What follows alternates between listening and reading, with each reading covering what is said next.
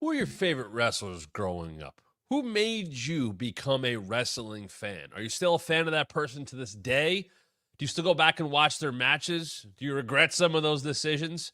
Let's talk about that today on the Wrestling Mat. I am Matt Camp. Welcome in, and thank you for being with us here at the WrestlingMatShow.com. For some bonus content, if you're a Matt member, you're getting this as soon as it comes out. You're getting it for the premiere. And maybe you're getting it after the fact. But what we're going to talk about today, I think, is something that resonates with everybody. What made you fall in love with the wonderful world of professional wrestling? Who made you fall in love? Was it a story? Was it gear? Was it a title? Was it an entrance? Was it music? How did you become a professional wrestling fan? That's what I want to talk about today. I want to talk about my top 5 favorite wrestlers when I was growing up. And here, I'll give you some dates. And think about this, because I know I'm talking to people of all ages. I was born in 1985. My wrestling fandom started in 1990, 1991. So that's what I'm growing up with. And to me, growing up is through about high school, because you're going to get names probably from that 1990 through 1998 era. That's it to me. That's, 1998, 2000, up through there. You get into the high school years, I know some people fall off. But think about that. Leave it in the comments. Tell us as you watch this video. Who are your favorite professional wrestlers that you think about as a kid? How have they changed over the years? How do you look back on them now? You're not going to see Hulk Hogan on this list. You're not going to see Ultimate Warrior on this list. I don't think I was growing up during John Cena and Randy Orton years, so they're not going to appear for different reasons. I'm not mad about the 5 wrestlers that are still on my list. And I think some people will have those that, maybe as you get older, you look back and go, ooh, maybe not so a great guy. And like, maybe she wasn't so great. Maybe not a great person. I don't feel great about that, but I get it. You grew up a Hulkamaniac. You weren't fast forwarding to all of his trials and tribulations that would happen later on in his life. You weren't thinking about that when you were young. You could say the same thing about Ultimate Warrior, all the things that came out about him. And there's other names on here that are going to be discussed here today or brought up in conversation. I'm just talking about who made you love wrestling. Who made you want to keep watching wrestling? Who were you talking about when you were going to school? Did you see so-and-so do this? Oh my God, that was awesome. Who are those people to you? We discuss all of these types of things at the Wrestling Mat. It's weekdays. It's 1 p.m. Eastern. A lot of you know that already. Maybe you're a new member. Maybe you're seeing this at a different time. It's the most interactive pro wrestling show out there because we like to have conversations like this. Yes, we're talking about plenty of current wrestling. That's the crux of what we do at the WrestlingMatShow.com.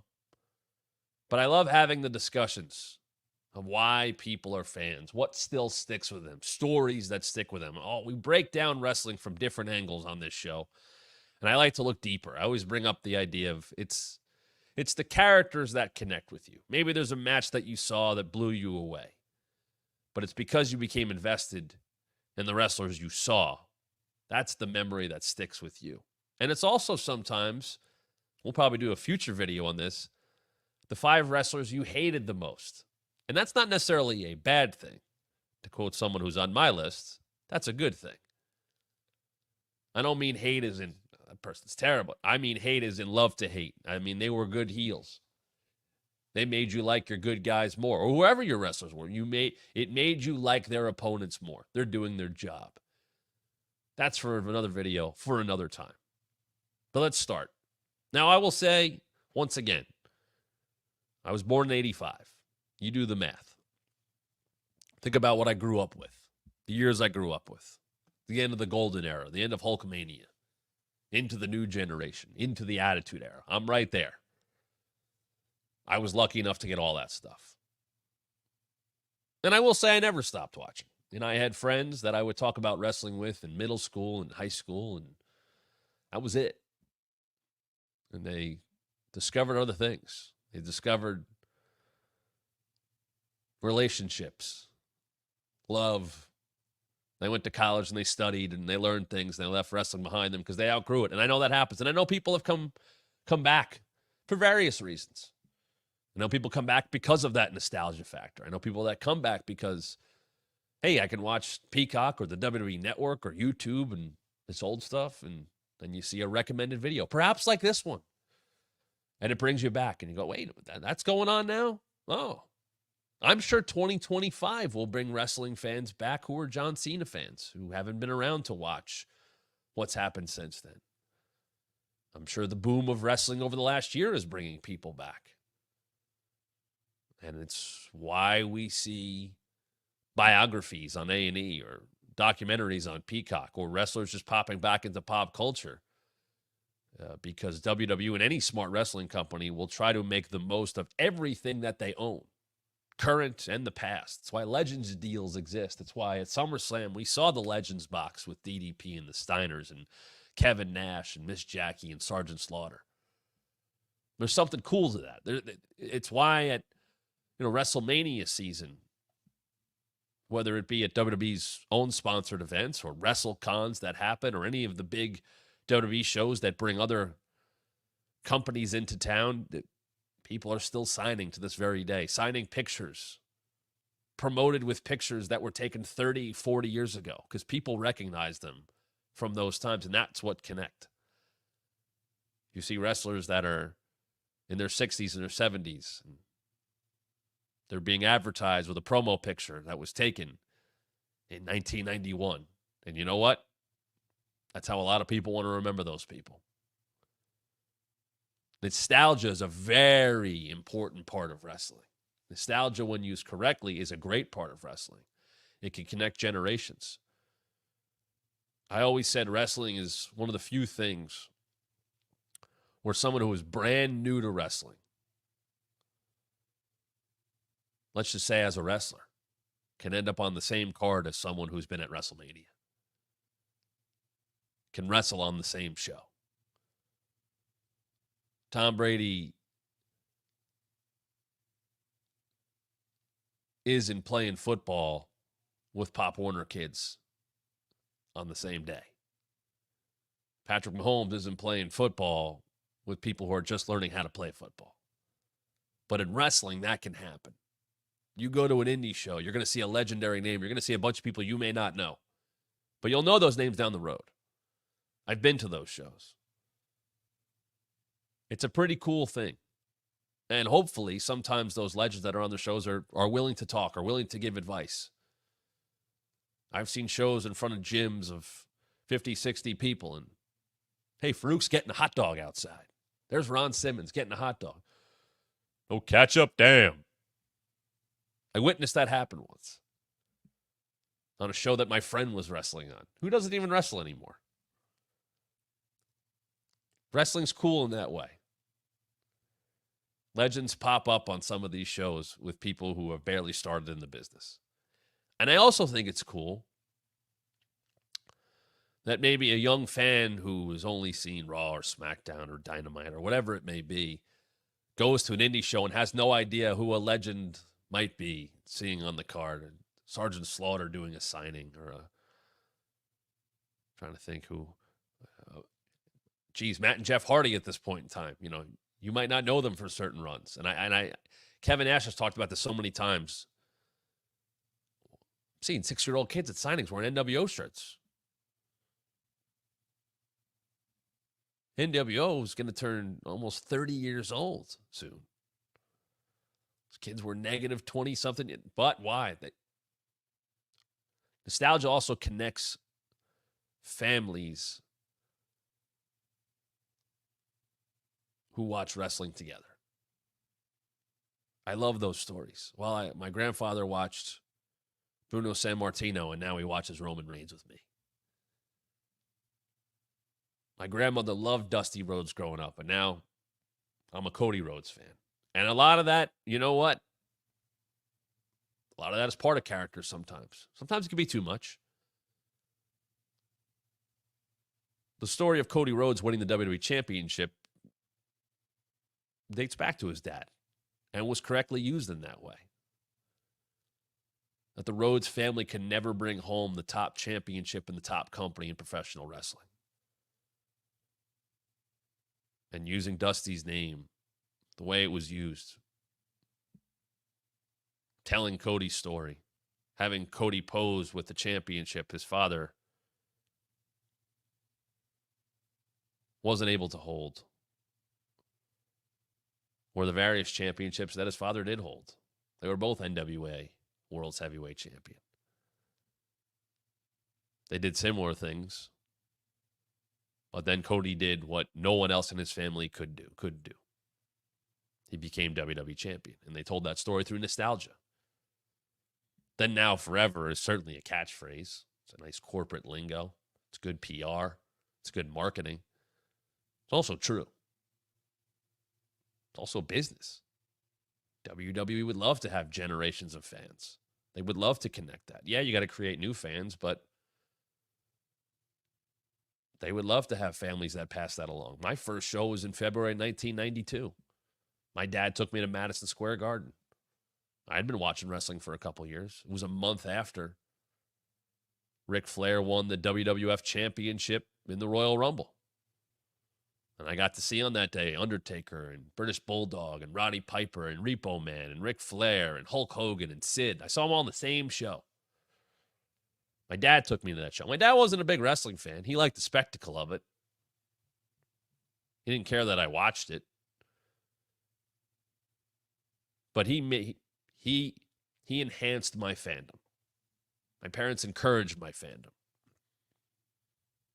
They taught me about what I was watching. And of course, you hear people say, it's fake, it's made up. Okay, sure, whatever.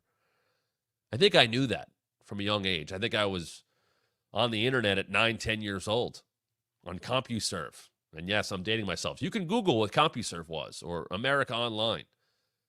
When there was no WWE.com, there was the WWF keyword that you would type in and bring you to the WWF AOL page. Go look for that. That exists. But I would find wrestling websites that would report the spoilers of shows. Here's the Heat spoilers. Here's the Raw spoilers, because what they used to do was they would go live on Monday, and the next day they would tape Raw for the following week. That used to be a thing. I might be blowing some people's minds right now. That's how Raw, for a time, was presented. That is why Eric Bischoff would feed lines to Tony Schiavone or say them himself about the results of the show. And he would do it in code. Oh, the big man beat Kid. Whatever. He would use the names of guys, whatever they were in WCW. He would read that off because he had them, because those websites existed.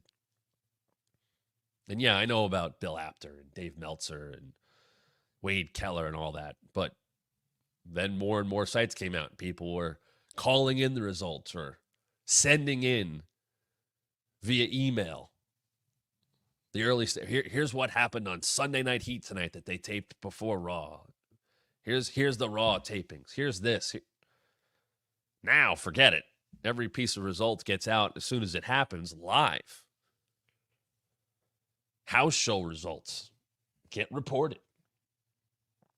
Extensive match stuff. But now it's as easy as having this. It's why the famous curtain call at Madison Square Garden with Shawn Michaels and Razor Ramon and Triple H and Kevin Nash. I know I'm mixing up names there. Somebody shot that on like a camcorder, like a big ass camera. They brought in, like, now that could happen at any show and no one would care. It would be normal. There would be a curtain call moment wouldn't happen anymore. But it does give me that feeling of nostalgia. It does make me want for a time that is not so 24/7, where you had to look forward to Raw or weekend wrestling. It wasn't so quickly at your fingertips. And that's why ratings are different now. There were less channels back then. I sound ancient even saying this stuff, but there were less channels back then. There was less programming. We're always on Monday. See you in a week. Sure, there's some weekend shows, but then they didn't become as important. Oh, you wanted to see Stone Cold or Bret? Okay, cool. Here you go. And I'll see you in a week. SmackDown didn't show up till 2000.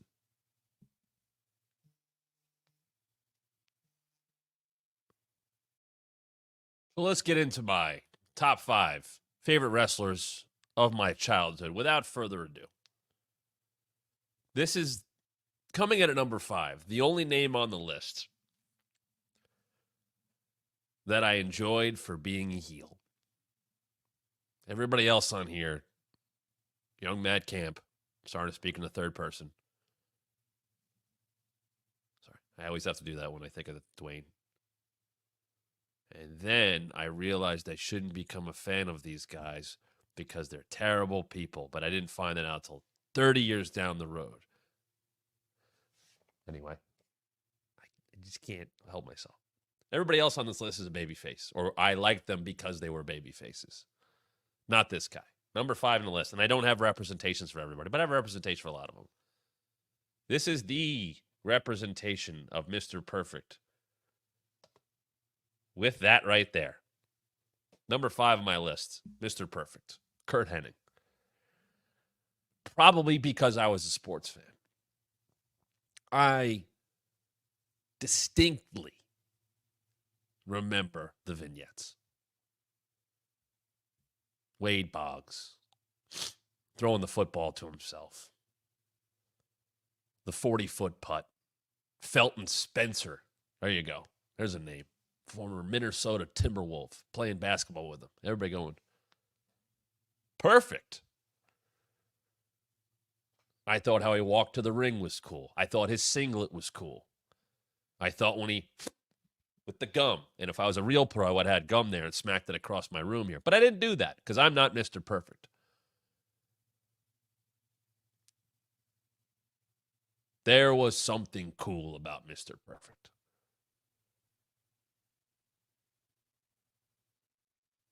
He did the neck snap. I don't know how many times I had to try to recreate him doing the flip over the head, neck snap, whiplash. It didn't do anything. That was cool. There's a great example. That I was hooked by a cool move. The perfect plex nobody kicked out of. You want to have something that's burned into my brain growing up? You didn't kick out of the perfect plex. If he hooked it in, good night. And that's burned into my head by commentary. By Gorilla, by Bobby, by Vince, Jesse the Body, I'm sure, Lord Alfred Hayes, Mean Gene. It was a unique move that nobody else did. I didn't know what a fisherman's buster was or fisherman's soup. I didn't know that. I knew what a perfect plex was, though. And when somebody kicked out of it, holy hell, was that a big deal? It didn't happen. The bright colors, the hair, the confidence. Little me liked that. Even if I loved, the people he went up against. Bret comes to mind. SummerSlam 91. Perfect's back. And I didn't know this. I was 6. Perfect's back is wrecked. He had the coach with him. Not quite Bobby Heenan. Had the coach with him. But his singlet's ripped. Like that to like you might hear that and go, what do you mean his singlet's ripped? Who cares? Mr. Perfect was perfect. His singlet wouldn't be ripped. People weren't kicking out of the perfect plex. He was Mr. Perfect. Sure, he cheated to win and was always arrogant about stuff, but he backed it up. That was him. That was attractive to me as a fan. He was cool. So Mr. Perfect is the only heel on this list. He comes in at number 5. Number 4. Went back and forth in this one. Right there. And this is, I guess, technically WrestleMania 8 gear based on what's on here. They got me as going back to Mr. Perfect with Bret's singles run. I like the Hart Foundation. I like the matches against the Nasty Boys. I like the matches against Demolition. I like the pink and black. The sunglasses. The sunglasses were always over. Bret as a singles, though. The hair, the pink and black, the moves. I think Bret would be over in any era. His jacket was cool. The tassels were cool. The black and white boots. A good guy wearing pink, not for heat, because that's what his colors were. An ultimate babyface, wanted to do it for the fans, had the fan support. I remember Lonesome Dove. I remember when he took time off to go shoot that show. Mini series, whatever. Go look that up. Go look up Bret Hart, Bret Hart, Lonesome Dove. Pause this. Go check it out on another device, whatever. Open up another tab. Bret acted as a, God, he did a couple other things. I feel like he was a genie in something. I think Aldis did that too. But Bret did some acting stuff. Bret having Salt and Pepper dance on him at WrestleMania. But I remember Bret as the IC champ, of course. I remember Bret and Perfect. I remember Bret and Piper at WrestleMania 8. I remember being excited that Bret was getting he was getting Yoko. I remember all that stuff. But I fondly remember hearing months after Wembley Stadium with Bret and Bulldog. And I didn't watch that show live. I don't know when the hell I watched that show. That might have been a Monday SummerSlam. That actually used to exist. But a couple months after that, whether it was Lord Alfred or Mean Gene or Shawn Mooney, I don't remember. I can go look this up. But finding out that in a town I never heard of in Canada, Bret Hart beat Ric Flair for the WWF Championship. Mind-blowing. Mind-blowing at the time for a 7-year-old me. What? Where? And they taped it for Coliseum home video. But Bret won the title. Kind of out of nowhere. It took, and it's, you could watch it now. It exists now. But like that was our guy. For a lot of kids, like that was Bret was that commercial. Bret, and he turns around like that was our guy, and he beat Ric Flair. And all I knew of Ric Flair growing up was he was the guy with the blurred title. I didn't learn WCW stuff until 94, 95. And then 96, I famously have told the story that my aunt, who would tape WWF pay-per-views for me because she had one of those black boxes. Go look that up. Go look up cable black box. Different world back then. She would tape the WWF pay-per-views for me. She taped Bash of the Beach 96 for me by mistake. And that is how I got into WCW. Yes, I got into WCW by mistake. And the first full show I watched was the debut of the NWO. But I didn't know about the NWA. I didn't know about WCW. I knew Ric Flair was the champion of some other place as a 6, 7-year-old. There was this blurred title, which was like, what does that mean? He's the real world's champion. But then he won the Rumble. And he was the champion. And he lost it to Savage. And he won it back. He lost it to Bret. Then he was gone. Ric Flair does not have a long first run in WWF at all. But Bret, he was the guy they went with. And I was a Bret fan. And I watched him have a really annoying feud with Jerry the King Lawler about feet and dentists. and Hakushi and Doink and all that stuff. But I was still with Bret the whole way.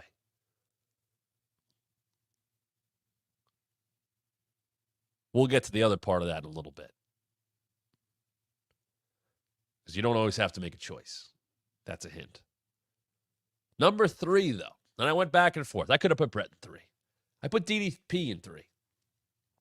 DDP was the first WCW wrestler that caught my eye when I started watching. And it's the Diamond Cutter. It's 100% this. Don't sue me, please. And the Diamond Cutter. And the way they would call the Diamond Cutter. And I will tell you another big reason why I liked it. ASMR. You want ASMR from wrestling fans? WCW rings.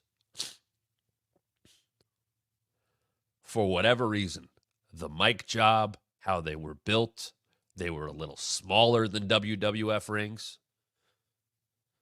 Because they were. Whatever it was, the sound is better. It is the all-time best sound in wrestling, is a WCW ring. Go listen. There's some kind of compilation out there of either diamond cutters or jackhammers. And listen to the sound. Boom, boom. Just, it felt like you were hitting something that hurt. And it just had a sound. Every impact mattered more. And those diamond cutters. And DDP could hit them intentionally at a different positions. Whereas Randy, RKO out of nowhere, we all know that. DDP would set it up differently. He would grab you for it, bring you in. He would flip you out of a power bomb. And that was a thing. He was trying to innovate in that way. That got over with me. I don't ever think I thought the NWO, I don't think I was one of the people like the NWO is cool. I was intrigued because that's Diesel and that's Razor Ramon. And now that's their names. They're with Hogan. Hogan's a bad guy, but I don't think, I didn't get a black and white shirt. I never did. Down the road, I did. I got one for free when the company I was working for had them. But I got a red and black shirt. I was a Wolfpack guy. But I don't think I ever liked the NWO. I was happy when Lex Luger beat Hogan. I think it's one of the best moments in wrestling history when he beats him on Nitro. Ringing the bell. And he loses 6 days later, whatever it was, week and a half later. No doubt about that. But I like DDP. I like the Diamond Cutter. I liked his promos. I like that he challenged the NWO. I like that he never joined the NWO in any iteration. He has talked about how they missed the boat on a People's Champ matchup. True or not, I don't know. My guess is if they had done that match in 1998, yes, DDP was that hot. By the invasion and all that stuff, no. He had been through Millionaires Club, New Blood, and a Triad, and babyface turn, heel turn, the Insiders, all that. It wasn't the same. I'm talking about white, hot, babyface, all the way DDP. Hey, man, there's a reason he got those celebrity matches. There's a reason for that. He was that over. You could definitely make the argument that DDP should have beat Goldberg at Halloween Havoc. He gave Goldberg his best match. DDP getting over because of Randy Savage. And Randy, I'm going to take the Diamond Cutter tonight. DDP tells that story. DDP dressed as La Parka. Unmasking. All great shit. Has been copied so many times since then. Both in good and bad ways. A move got over with me. And a guy who felt like an underdog. Who I think had his... As I remember this, and I know it's not the truth, I felt like DDP had his ribs taped for about 3 years. That he wore the black tights, the purple tights, or he wore the jeans for a while. It always felt like DDP, that was part of it. You tape up his ribs. Bob Orton had the cast. DDP had taped up ribs. That's how I remember DDP. It's weird to see him wrestle without them. The taped up ribs. So DDP's on the list. Back to number 2. And there's different eras here. There was a time that my number 2 wrestler was absolutely my favorite wrestler in wrestling. And not to say that he's not, but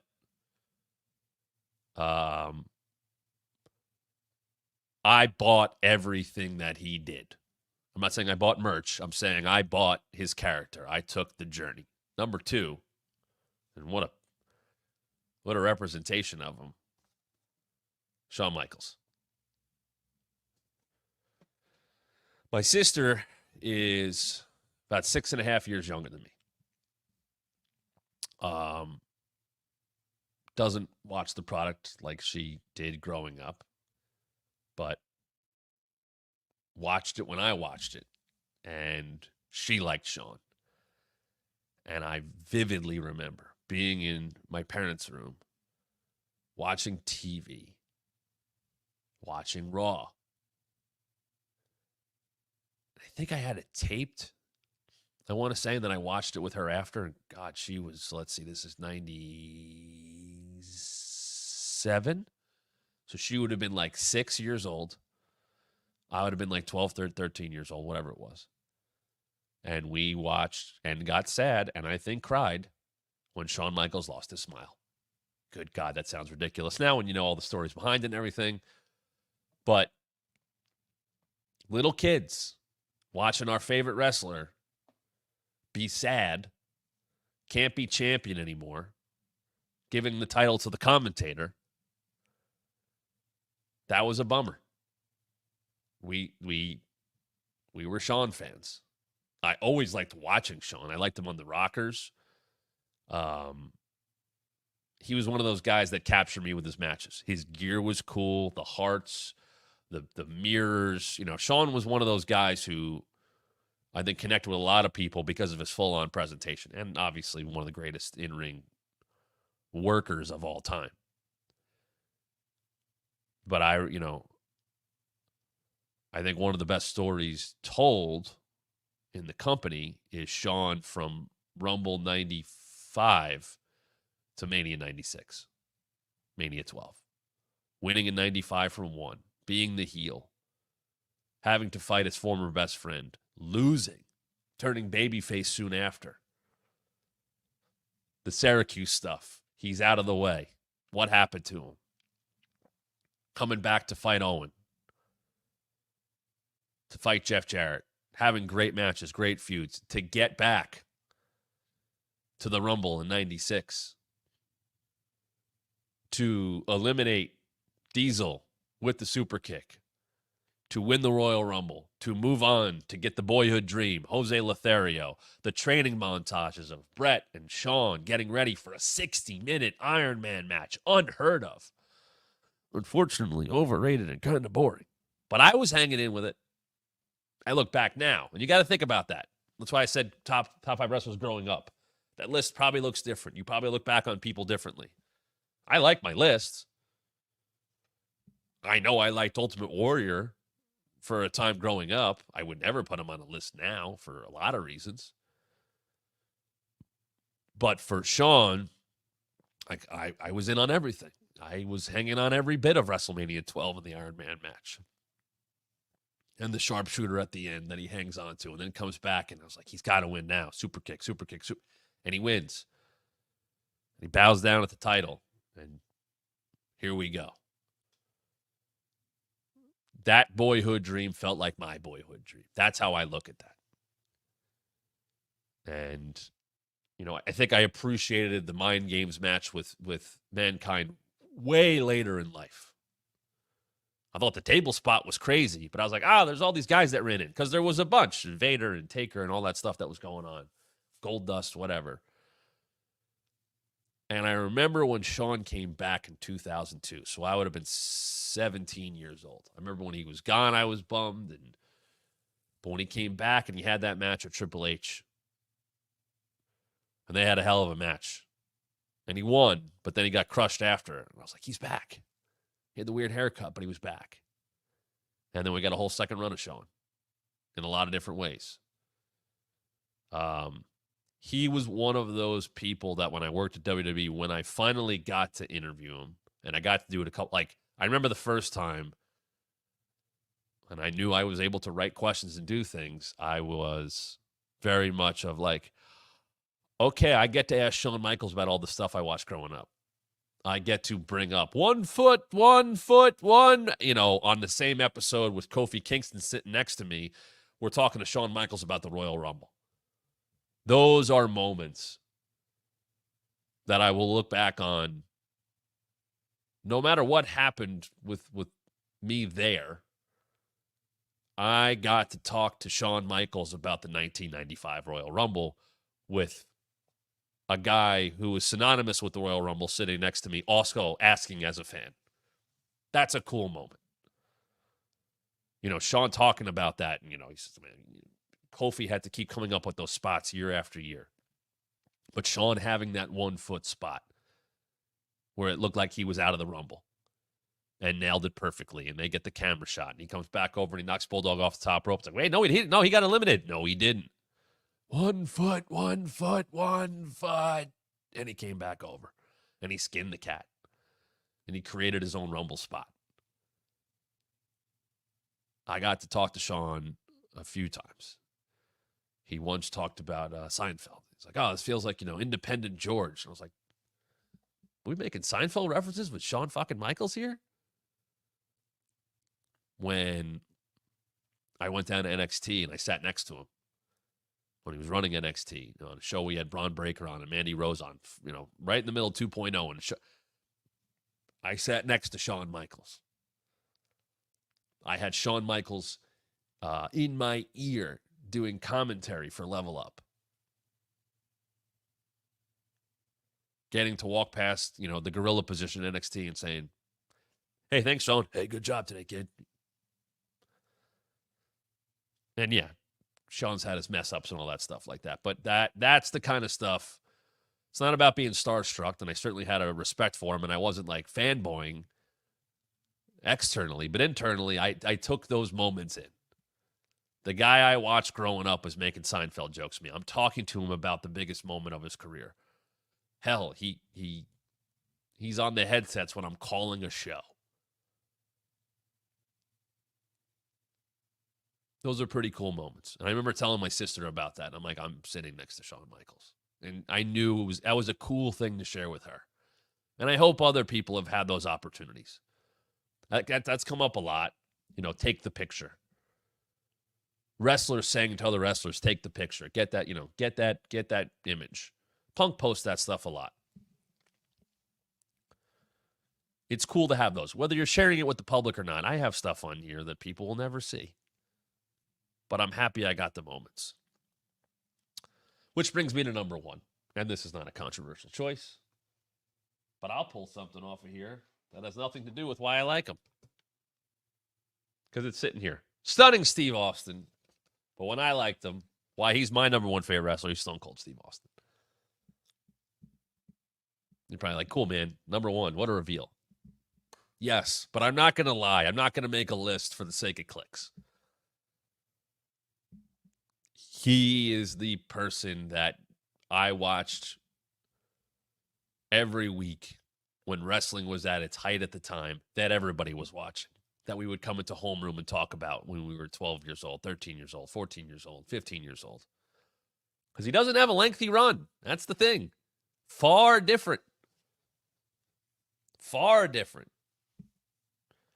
You think about how things really got heated up in 96. 2001 is the second Rock match. 2002 is the Scott Hall match. 2003 is the third Rock match. See ya. It's not that long. He wins the title in 98. In 2003, he's done. Not out of the main event. He's done. Yeah, Sheriff Austin, all that stuff. He's done. It's over. But man, That was I remember being in middle school, being in high school, and that's what we would talk about. Stone Cold, Vince.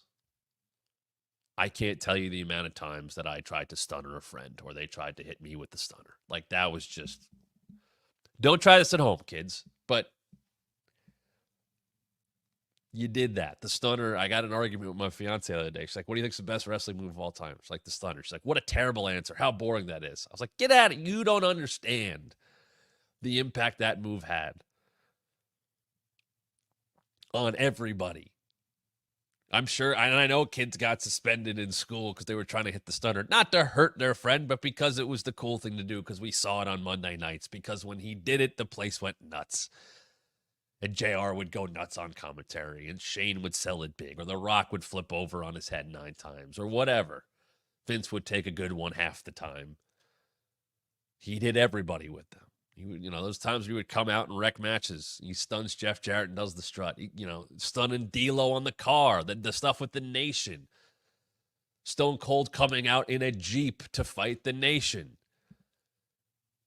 Getting thrown over into the Detroit River. Throwing the Rock's IC title into Detroit River. Zamboni. You know all this stuff. But my goodness, back then, it wasn't about wrestling matches. It was about Austin getting on the mic and drinking beer and yelling stuff and having the crowd right here the whole time. 316 shirt, rattlesnake. He looked cool. He'd say the words you weren't supposed to say. He gave the finger. And he was the only one giving the finger. Not like now where it's in like half the pictures you see. I remember going to a house show and he tagged with Terry Funk and Cactus Jack. And it was packed. Probably Continental Airlines Arena, Izod Center, Brendan Byrne Arena, whatever you want to think about, where they ran 1 million shows. They don't run there anymore. Now it's like a TV storage facility. But I remember going to a house show. And I brought like a sign to the house show because like Owen Hart was in the Nation. And my sister, when I was a couple years older, since we last talked about the story, he was being called the Nugget. And she's like, if you're not down with the Nugget, sug it. And that's what I wrote on my sign, as in suck it. We thought that was hilarious. And that's our humor. That's my Camp family humor.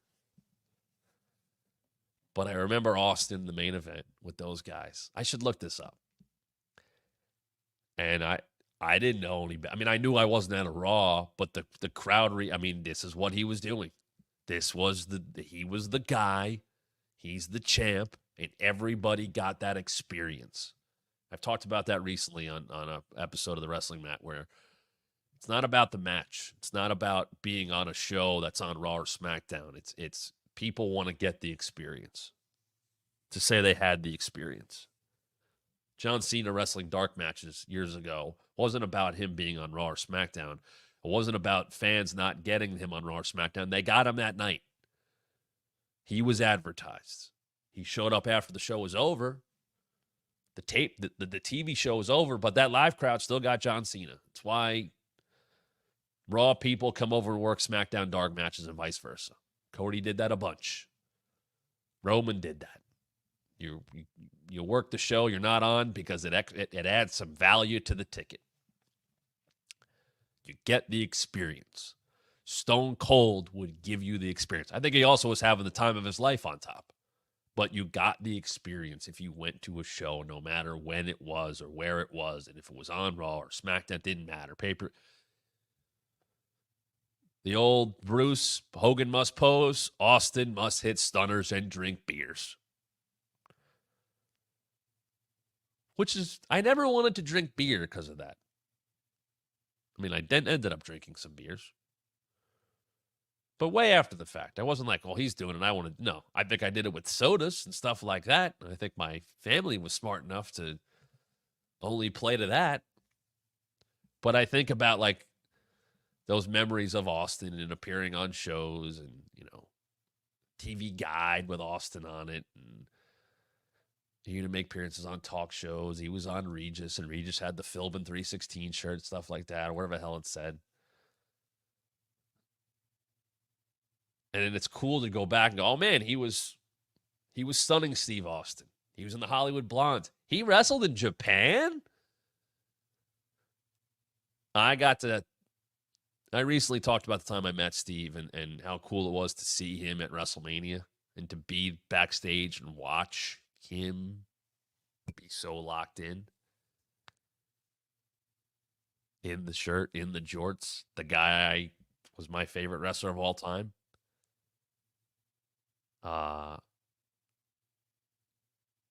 He was on the bump one time, and I forgot what the reason was, some kind of anniversary. And we got to talk to him about his entire career. And I asked him about the match I think is the most important match in wrestling history because of what came of it. Bret Austin, WrestleMania 13, submission match. And I called it an Iron Man match. And I was mortified. Mortified. I was like, whoa. And he went to correct me. I meant, sorry, Steve. Sorry, Steve. Yes, the submission match. All right. And, you know, he was great. And he had said on the show, like, I watch the bump all the time. You guys really do your homework. Like, that was, you get that from Steve Austin. And we got talked about his whole career. And I remember the one thing that really stood out to me and allowed me to ask someone else about this, him and Savio Vega.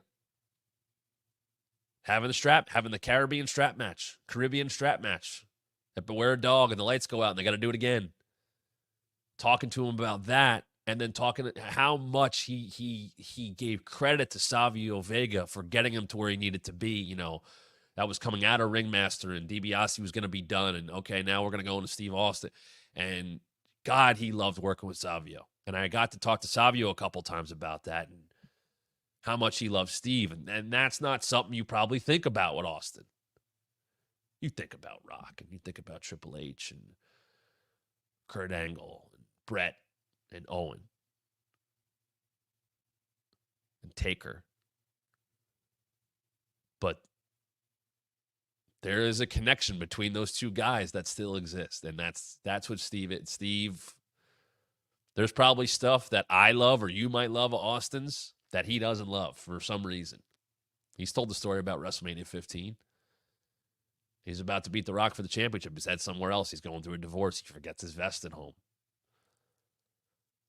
15 is a good match. It's not a great match. 14, he's not a fan of that match.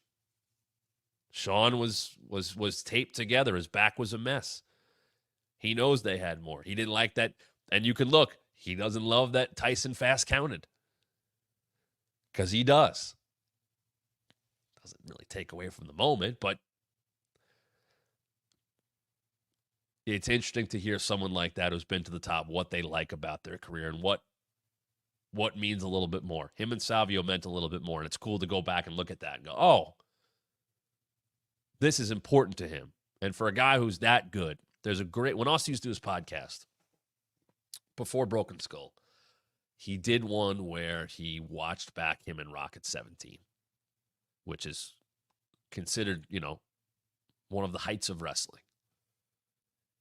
And he basically does behind-the-scenes commentary of the whole thing. And it is so interesting about looking for cameras, and we got him here and slow down. I mean, that guy, I think if you catch him, and I don't think many wrestling fans will get this opportunity, and Steve's a homebody and wants to stay in his home state and all that stuff. But to hear him break down the nuts and bolts and why they did something is so interesting. And I know that somebody put the commentary that he did on his podcast to the match. I think you can go find it on the internet. I don't know where it is, but I know it's out there because I've watched it before. Whether you're a student of the game or friend or you like Steve or a fan of Steve or that match, it doesn't hurt the match. It won't change your perception of the match. It's pretty cool to get inside his mind and about why that's a guy who's a student of the game, who studied everybody, who can still talk about wrestling in that way. We don't hear from him much anymore, but you want to talk about someone who was in tune with everything. Austin. And That's why he connected with me for various reasons. And he connects with me in different reasons now. So there you go. That's my top 5 wrestlers growing up. You might have come from a different era, older or younger. Who are your top 5 favorite wrestlers growing up? How has that list changed? Let us know in the comments. Hit us up on social media, WrestlingMatt23. Twitter, Instagram, me, at the Matt Camp. We're doing more bonus content. Whether you're watching this as a Matt member, which you could be at thewrestlingmattshow.com, or check it out below. You could join there. You're catching it, when it was released down the road, perhaps. We like having these discussions here. I hope they make you think. I hope they make you enjoy what you used to enjoy and think about that differently. And I hope the comment section below is filled right now with people's top 5 favorite wrestlers growing up and the memories they have. Certainly share those, because I'm sure I'll go back and look at this and maybe pull some of those comments out to talk about it at a later time. But make sure, if you're not a member already, and you very well likely might be, you become a member at thewrestlingmattshow.com. You're a subscriber, you're sharing, you're telling people what you like about the most interactive pro wrestling show out there, and I'll have plenty more to come, because you know what happens. I'll be back to talk about wrestling even more right here on the Wrestling Mat.